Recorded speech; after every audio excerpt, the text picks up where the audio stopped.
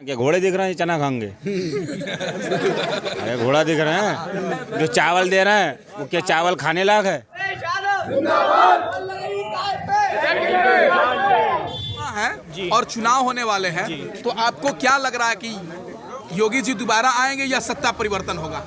वो तो वोट से तय होगा। जी जी बिल्कुल, वोट डालने से तय होगा, पहले से थोड़ी ना कहा जा सकता है। बिल्कुल बिल्कुल, जो आप मेहनत करेंगे उसी आधार पर रिजल्ट आएगा। पहले से थोड़ी कह देंगे कौन सी पार्टी जीतने वाली है, वो तो जनता ही तय करेगी वोट जब होंगे। लेकिन जनता योगी जी के कामों से खुश है क्या? योगी जी बेहतर काम कर रहे हैं क्या? तो मेरे हिसाब से तो खुश नहीं है। अच्छा, सबके अलग अलग मत होते हैं। हाँ, किसी की सरकार अच्छी है, किसी के लिए नहीं है। बिल्कुल बिल्कुल, यही तो लोकतंत्र का खूबसूरती है कि हम विरोध कर सकते हैं, सवाल कर सकते हैं, अच्छी काम नहीं करेंगे तो विरोध कर सकते हैं। तो आपको क्या लग रहा है कि इनके शासन काल में शिक्षा कहाँ है, पढ़ाई कहाँ है? शिक्षा की बात आप कर रहे हैं, शिक्षा बिल्कुल ठप हो चुकी है।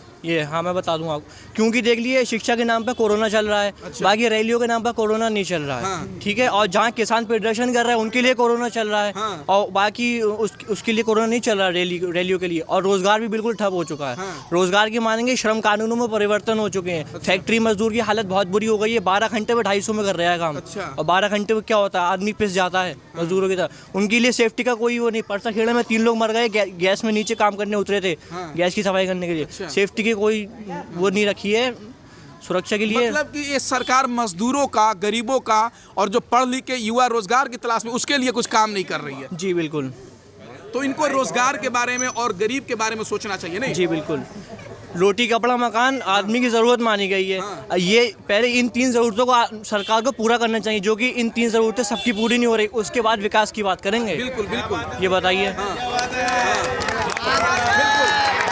आजकल रोजगार सबके पास नहीं है। मकान भी सबके पास नहीं है। कपड़े भी सब अच्छे नहीं पहन पाते हैं। कुछ पहन रहे हैं तो वो फिर सेकंड हैंड भी पहनते हैं। यहाँ तक कि लोग, हर आदमी इंडिया का शोरूम से कपड़े नहीं खरीद पाता है।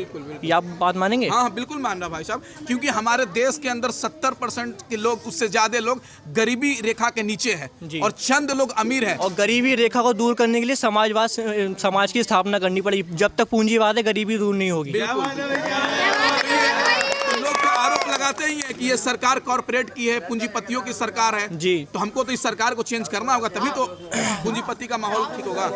पूंजीपति का देखिए, सरकार किसी की भी हो, अगर समाजवादी सोच रखती है तो कुछ विकास हो सकता है। नहीं तो वही आम आदमी पिसता आया, मजदूर पे ही शोषण होगा।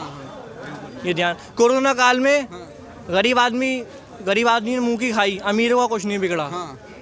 हमें और जितने भी ये कानून आए हैं किसानों के आंदोलन वाले, वो कोरोना काल में ही पास हुई है। सरकार की साजिश थी, इसलिए कोरोना टाइम में पास करेंगे। धरना देंगे तो आरोप लगाएंगे कोरोना फैला, ताकि आदमी धरना न दे सके और हम कानून पास करते जाएं। जो NPR और NRC और CA कानून आया था, इस मतलब देश में लगना चाहिए नहीं लगना चाहिए? ये इस बारे में मुझे जानकारी नहीं है। फिलहाल मैं ये कहूँगा, जो लोग मतलब जहाँ भी रह रहे हैं उन्हें दुनिया में कहीं रहने का हक तो है ही। अगर हम बोलेंगे कि दूसरे देश क्या है वहाँ जाओ, वहाँ के बोलेंगे कि तुम हमारे देश के नहीं वहाँ जाओ, तो जो जिंदा है उसे रहने का हक है या नहीं है? तो जब जो रहने का हक है तो कहीं तो शरण देनी पड़ेगी। ये बताइए। बिल्कुल, अभी मैं बरेली में थे और बरेली की जनता ने बताया कि हमको ये सरकार में पूंजीपतियों का बोलबाला ज़्यादा है और गरीबों के बारे में कोई ध्यान नहीं दिया जा रहा है। और बार बार आरोप भी लगते थे कि इस सरकार में चंद पूंजीपति जो है सत्ता में बैठे हुए, उनको ही फायदा हो रहा है। जैसे अडानी और अंबानी और रामदेव बाबा की संपत्ति देखेंगे तो कोरोना महामारी में गरीबों को नौकरी चली गई, बिजनेस ठप हो गया, लेकिन जो चंद व्यापारी हैं जो सरकार के साथ हैं, उनके आमदनी मुनाफा बढ़ गया।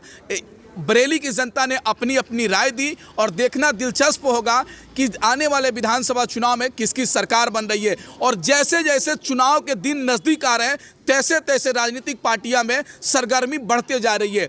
भारतीय जनता पार्टी और समाजवादी पार्टी और बहुजन समाज पार्टी और कांग्रेस पार्टी ने, तमाम पार्टियों ने पहले चरण की जो उम्मीदवार हैं उनकी घोषणा कर दी है। और देखना अब होगा कि आने वाले 10 मार्च को किसकी सरकार बनते जा रही है। या योगी जी दोबारा मुख्यमंत्री बनते हैं या नई सरकार अखिलेश यादव आते हैं। आप देखते रहिए पप्पू टाइम्स।